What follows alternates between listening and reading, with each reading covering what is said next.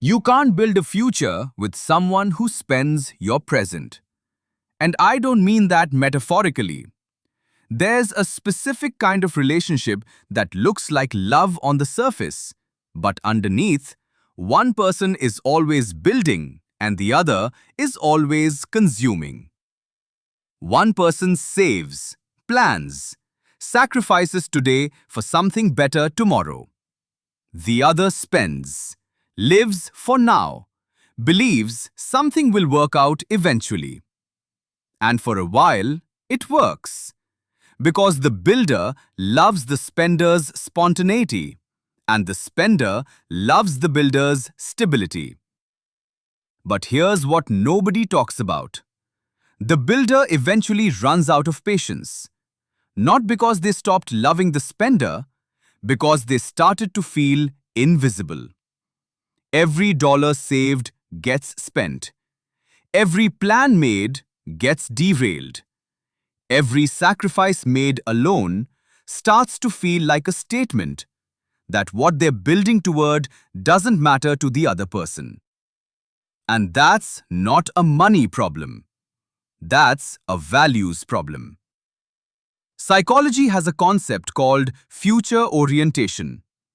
It describes how far into the future a person thinks when making decisions.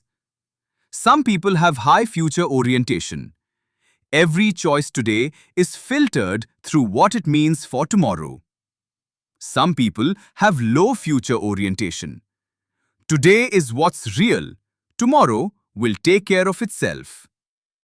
Neither is wrong in isolation. But in a shared financial life, the gap between them becomes a daily source of conflict. The high future orientation person sees the spender and thinks, they don't care about us. They don't take this seriously. They don't respect what I'm trying to build. The low future orientation person sees the builder and thinks, they are never present. They can't enjoy anything. They make me feel guilty for living my life.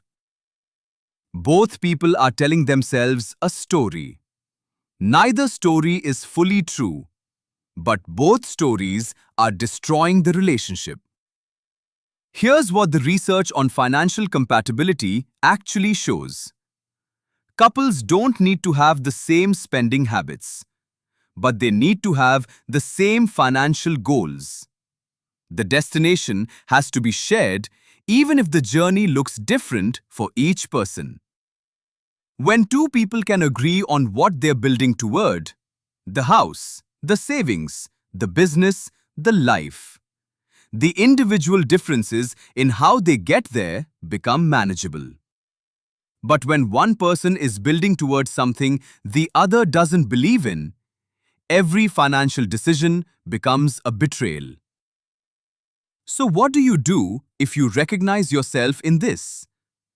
If you're the builder, stop assuming your partner knows what you're building. Have the conversation. Show them the vision. Not as a lecture, as an invitation. This is what I'm working toward. I want you to be part of it. If you're the spender, ask yourself honestly, is there a future version of your life that you actually want? Not one you're supposed to want, one you genuinely want. Because if there is, that version requires building. And building requires someone to be present with you in the sacrifice. You can love someone completely and still be financially incompatible. That's not a failure of love. It's a mismatch of vision. And the only way through it is to build the vision together. Before the distance between today and tomorrow becomes too far to cross.